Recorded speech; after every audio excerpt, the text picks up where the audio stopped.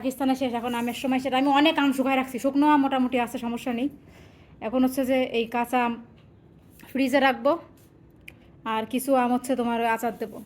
ঝাল আচারটা দেবো ওর জন্য, আর মিষ্টি আচারটা দেবো হচ্ছে আমার জন্য। এটা দিয়ে মিষ্টি আচার বানাবো। এখানে 5 কেজি আম আছে, কালকে আরও নিয়ে আসবে, সেটা দিয়ে আমরা করবো, সেটা দিয়ে আমরা হচ্ছে ওর ওর জন্য কাঁচা আমের আচার বানাবো, যেটা ওই যে তেলের মধ্যে দিয়ে বানাই আর কি, ওইটা ওর জন্য বানাবো, ওইটাও খাই। এই দেখেন বাজারের থেকে নিয়ে আইছে কাঁচা আম, আম ফ্রিজিং করে রাখবো, নাহলে আচার দেবো, যে কোনো একটা কিছু করবো।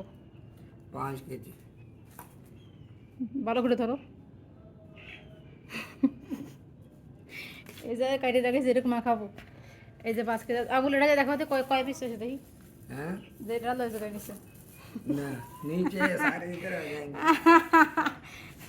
এই আম অনেক আম হয়েছে, এখন এগুলো আমরা কি করে, এই কি করবো বলো তো? আচার দেবো নাকি ই করবো?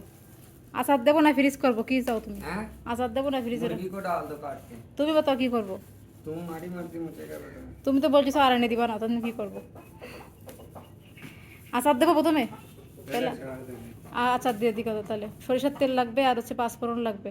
মিষ্টি আচার দিব, টক মিষ্টি আচার, ওটা দিয়ে ফ্রিজে রেখে দেবো, অল্প অল্প করে খাবো। আজকে নিয়ে আসছে এই যে কাঁচা আম, আমি বা 2টা 3টা কাটছি এখানে, মাখায় খাবো এই জন্য ঝাল দিয়ে। তো এখন হচ্ছে আমের সময়, প্রায় পাকিস্তানে শেষ, এখন আমের সময়। সেটা আমি অনেক আম শুকায় রাখছি, শুকনো আম মোটামুটি আছে, সমস্যা নেই। এখন হচ্ছে যে এই কাঁচা আম ফ্রিজে রাখবো, আর কিছু আম হচ্ছে তোমার আচার দেবো। ঝাল আচারটা দেবো ওর জন্য, আর মিষ্টি আচারটা দেবো হচ্ছে আমার জন্য। এটা দিয়ে মিষ্টি আচার বানাবো। এখানে 5 কেজি আম আছে, কালকে আরও নিয়ে আসবে, সেটা দিয়ে আমরা করবো, সেটা দিয়ে আমরা হচ্ছে ওর ওর জন্য কাঁচা আমের আচার বানাবো, যেটা ওই যে তেলের মধ্যে দিয়ে বানাই আর কি, ওইটা ওর জন্য বানাবো, ওইটাও খায়, আবার ও রুটির সঙ্গে খাইতে পছন্দ করে। আমি এটা দিয়ে হচ্ছে যে পাকা আমের বানাবো। এই আমগুলো কাটবো, কাটার পরে পাকা আমের আচার বানাবো। দেখতে পাচ্ছেন কত সুন্দর আম, আপনাদের কাছে দেখাবো না কেমনভাবে আমি আচার বানাই আমের। অনেক আম নিয়ে আসছে মাশাল্লাহ, আমগুলো কিন্তু অনেক ফ্রেশ আছে, বাজার একদম ফ্রেশ। এই যে আমি কাটছি এখানে কিছুটা লাল লাল হয়ে গেছে একটু, এখন এখন আমের সময় শেষ কাঁচা আমের। তাই আমি আজকে চপ তাড়াতাড়ি করে বললাম যে আজকে আগে আম নিয়ে আসো, আজকে আগে আমরা আম আচার বানাই নিই, পরে আবার সময় থাকবে না, এরপরে আর 1 সপ্তাহের মধ্যে আম চলে যাবে মোটামুটি। তো এই জন্য প্রস্তুতি করে তাড়াতাড়ি করে আচার টাচার বানাই নিতে হবে। আমটা বেশি সময় থাকে না, বেশি সময় থাকে না, আম জলদি শেষ হয়ে যায়, এই জন্য ভাবলাম যে এই বছর আচারটা, প্রতি বছর আমি আচার বানাই, প্রত্যেক বছর, এবছরও বানাবো। দেখেন কত সুন্দর আমগুলো, একদম ফ্রেশ আছে। এগুলো আজকে কেটে কুটে দেন মিষ্টি আচার বানাবো, আপনাদের কাছে দেখাবো না কীভাবে মিষ্টি আচার বানাই আমরা, দেখতেই পাচ্ছেন। তো বাকি হচ্ছে যে এগুলো দিয়ে আমি আজকে মাখাই। এগুলো আমি, এটা তুমি নিয়ে যাও, কোথায় রাখবো এটা তুমি এখন?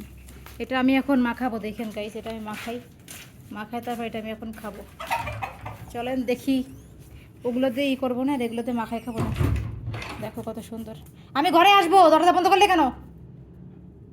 দরজা খোলো, দরজা বন্ধ করলে কেন?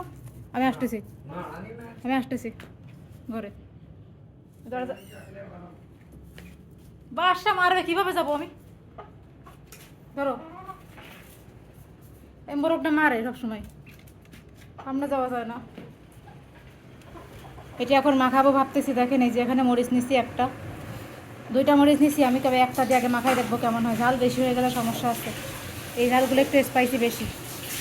এই যে ঝাল, এটা দিয়ে আমি এখন মাখাবো আমটাকে, বেশি কিছু দিব না, জাস্ট একটা মরিচ দিয়ে মাখাবো, খাইতে মন চাচ্ছে। আর এই যে 5 কেজি দেখতে পাচ্ছেন না, এটা দিয়ে আচার দিব।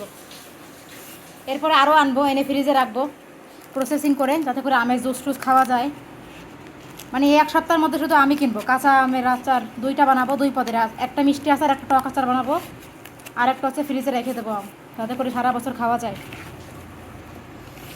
একটা আমি দিলাম মাত্র, কারণ অনেক ঝাল হয়ে গেলে পরে খাওয়া মুশকিল হয়ে যাবে।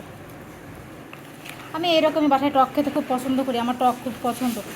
চালতাটা অনেক ভালো লাগে, বাট এখানে চালতা পাওয়া যায় না, চালতা হলে খুব ভালো হতো। আমার চালতা ভীষণ পছন্দ, বাংলাদেশে চালতা পাওয়া যায়, এখানে পাওয়া যায় না।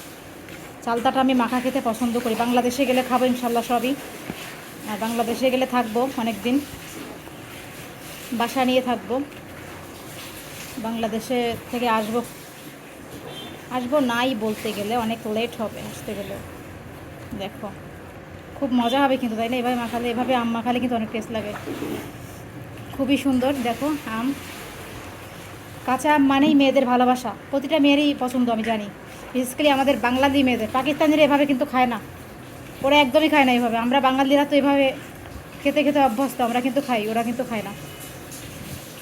তো এই হচ্ছে অবস্থা। দেখো কত সুন্দর করে আমগুলোকে মাখিয়ে নিলাম।